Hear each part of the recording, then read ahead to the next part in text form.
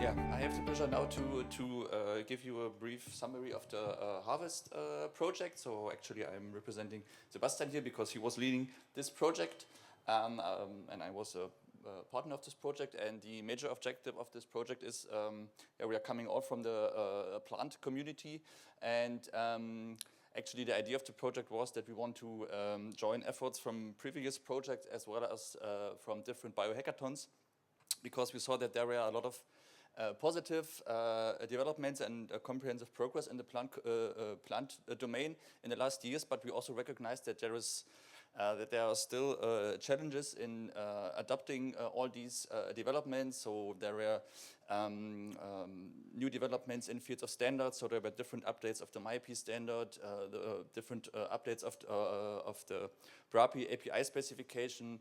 There were many developments around fair digital objects, so ArboCrate, the ARC representation of fair digital objects.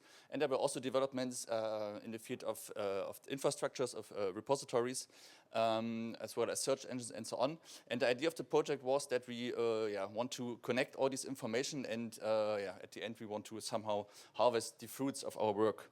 And for this we decided to create some reference data sets which somehow are compliant with all these standards and all these developments. And here you can see a very brief overview about the general activities within this project.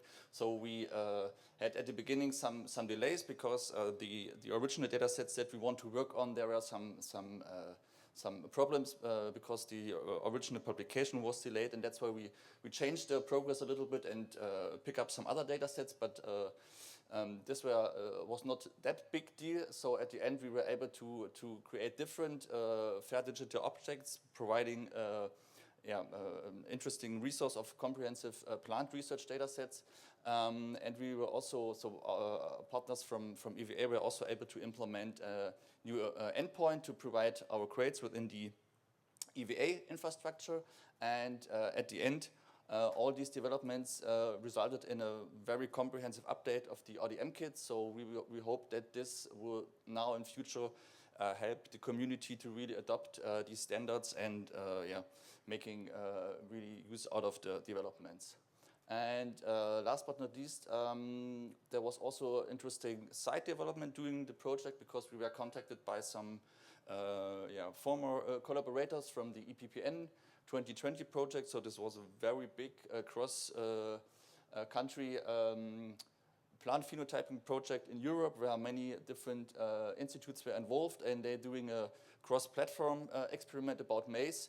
And we now started to get in touch with all the partners, collecting all the data, and at the end we want to create, using also the guidelines and the developments from the project, to create a really big and interoperable data set about maize. And furthermore, we're also working on a manuscript. So we started already, but as you can see, there are many people involved. So we hope that we could manage this end of the year, but as you know, if so many people involved, this could take some time. Yeah, that's it.